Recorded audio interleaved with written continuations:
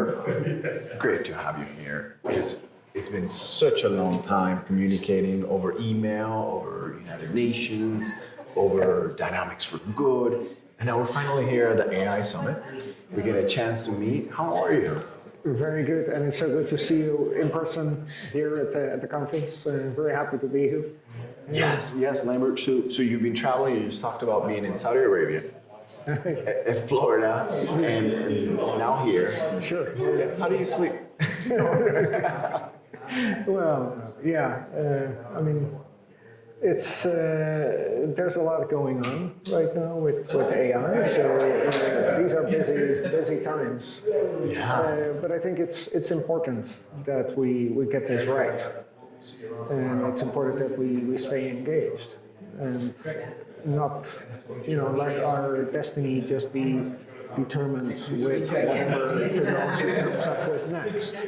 Yes. But really be intentional about that and, steer that in the right direction as much as we can. Yes, Lambert, it is so important. And I really want to dig deeper with you, but also for folks that don't know you. What is your name and what do you do? I just wanted to highlight for everybody because it will give a lot of context to what we're going to talk about. Sure. So my name is Lambert Hogenhout. I work on data and AI at the United Nations. And I've been doing that for a long time, for about 10 years on AI, and a little bit longer on data. So I work both on practical implementations and also on governance of AI. And from a personal level, I'm very interested in the effects that AI are going to have on society, on humanity, and the opportunities that we have. Yeah, I was absolutely. We've talked about this before as well, and would love to kind of segue into the conversation as well. Humanity and AI, right? There's tremendous opportunity from different areas, different angles. As you foresee this kind of transgressing in AI, what do you see are going to be the biggest opportunities for AI to empower communities or do good for the world from a humanitarian perspective?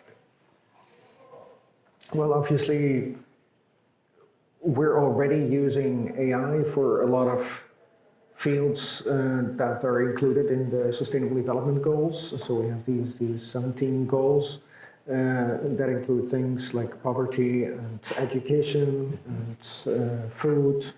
So if you take some of these, education, obviously there's opportunities to enhance that with AI, to give personalized education. Also, as for AI, to translate languages and suddenly open up education to people in their own local languages that they've never had, right? I think AI can do at least 170 different languages right now. So, those are opportunities. In agriculture, with AI, the kind of analysis that we can do from satellite imagery allows us to advise farmers to do precision agriculture and become much more productive and produce more, make a better living, and produce more food. Health is another example, of course. But I think the most significant opportunities for me are not the immediate use of AI. It's the indirect effects that AI will have by accelerating other sciences, chemistry, biotech, physics, material science, drug discovery, all these kind of fields. So the secondary effects, I think, are going to be even greater. Yes. So we were talking earlier in the kickoff presentation, right? That most likely AI is going to be the one that fixes cancer or fixes some of these things, right? So AI is now being used for many different things that are going to impact the humanity as a whole for the better, right? And it's just such a mind-blowing thing, at least for me, that now this is possible. And I agree with earlier that they said that it's the best time to be alive, right? In this time from a technologist and ideation and leadership perspective. I don't know. Maybe today is the worst time to be alive because every day from now it's going to go faster and more is going to be developed. Yeah. So instead, I'm not saying it's a bad time, but Yeah, it's yeah. going to get even better Yes, over yeah, time, right? yeah. And so one of the things that I think is going to be so important is to elevate our communities through AI as well. So we were talking about this earlier, and being able to bring it to developing nations, bring it to developing areas, because it will really help transform from an educational perspective, right? What are your thoughts on that? I'm so curious to just get your perspective as to what do you think the future is going to bring for this developing nations? I think there's definitely a lot of opportunities. We also have to be realistic that, we are here in California, which is, one of the wealthiest places and where a lot of this technology originates.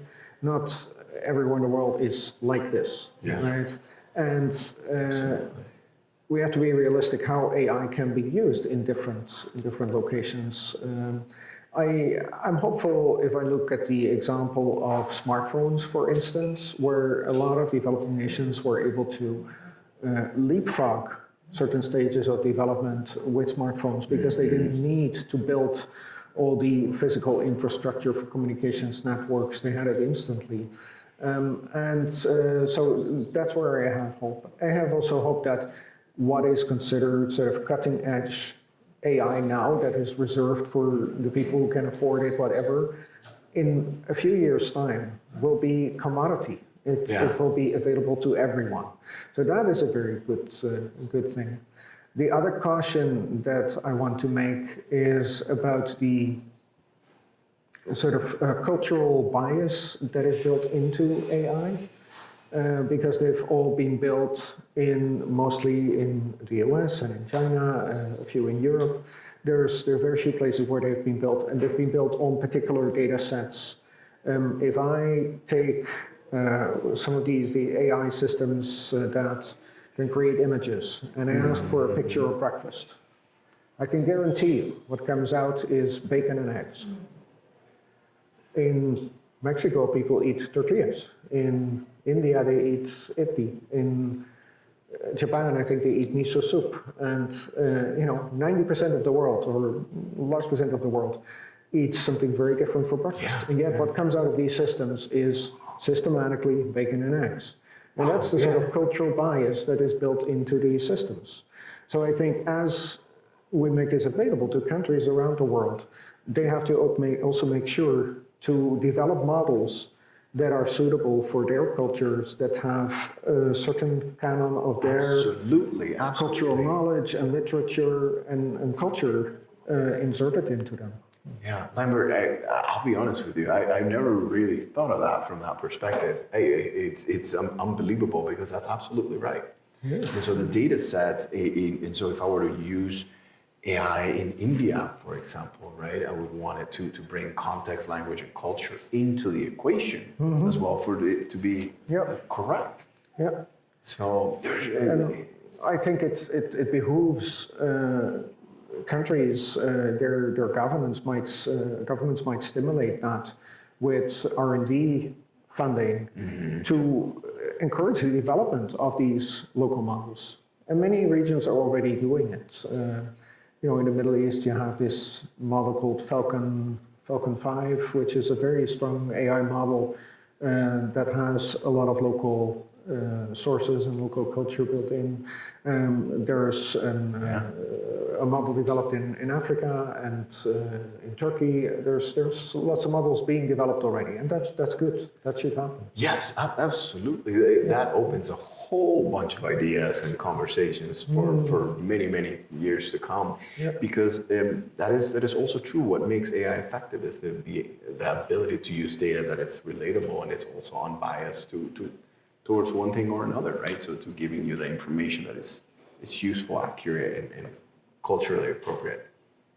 Yes. So Lambert, a couple questions for you. Right? We've known each other, been following you for a while, right? Any thoughts overall? You're doing some amazing work with the United Nations, right?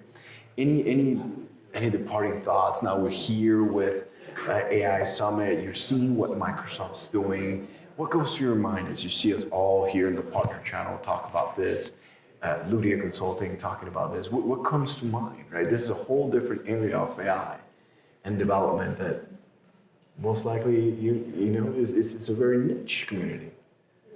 Yeah, and I think the one thing that I would mention is that it's tempting to be very excited about the immediate possibilities of AI.